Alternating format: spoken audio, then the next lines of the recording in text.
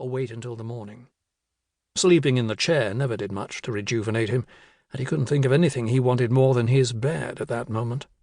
However, dry broth would be harder to clean. It was only then he wondered at what had woken him. He stood and stretched his back. As the confusion of sleep cleared from his head, he realized there was noise coming from outside, coming from the cattle pen. Wolves. He knew it. When his gut told him something was amiss, he was always right. Bernard went to the trunk by the door and opened it, pushing aside the various things that had accumulated atop the object he sought, his father's old crossbow.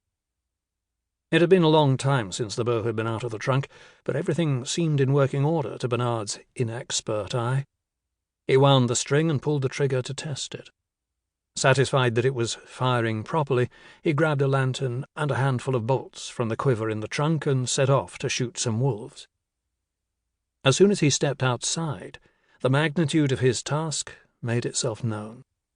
It was a moonless night, and he could barely see his nose in front of his face. How could he hope to shoot something he couldn't see?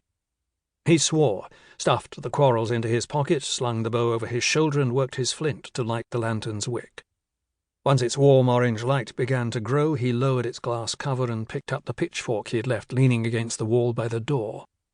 It might come in handy if a wolf attacked him. The commotion from the cattle pen was far louder now. The rough stone walls of his house did a very good job of keeping the noise out. It sounded as though the herd had clustered at the far end of the pen, but there was noise at the near end also. The sound of beasts feeding. Bernard had raised each and every cow in the pen from the moment its mother had birthed it, often with his help. That one of them had been savagely killed and was being devoured enraged him. He let out an angry shout, knowing it was unlikely to scare off the wolves, but needing to give voice to his frustration.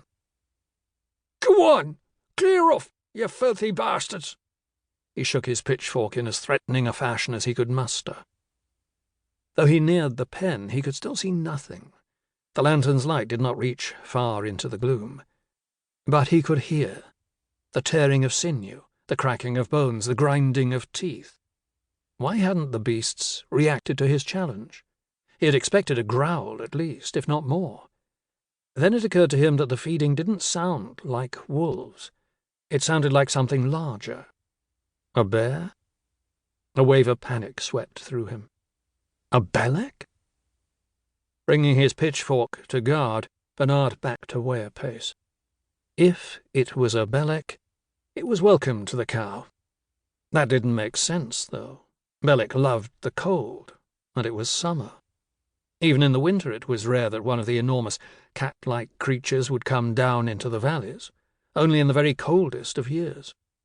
Belek were said to love the hunt, too, and slaughtering captive livestock wouldn't be of much interest to them. They were vicious beasts, as big as a bear, and he had heard it said one night in the tavern in Vennes that they had the intelligence of a man. Now Bernard half smiled at the memory of the joke he had told, that Beleks couldn't be all that smart going by most of the men he knew. But the memory couldn't extinguish the fear the thought of the beast instilled in him.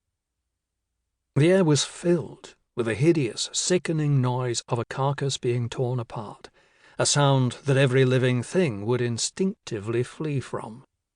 Why was he fool enough to challenge it, to draw whatever lurked out there in the dark to him?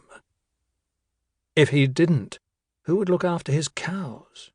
Everything he knew spoke against it being a Belek. If it was a bear, his best chance was to frighten it off. "Go on!" he shouted. "Off with you!"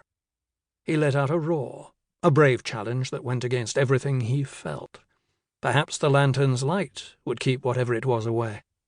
He wanted to run back to the house, shut the door behind him, bar it, and hide there until daybreak. "Off with you!" he shouted again. He shook his pitchfork once more. The sound of feeding stopped. If anything, the silence was more terrifying than the noise. A small tendril of flame appeared in the darkness, casting a pool of light. Two great yellow orbs became visible, staring at him, their oval irises as black as the night.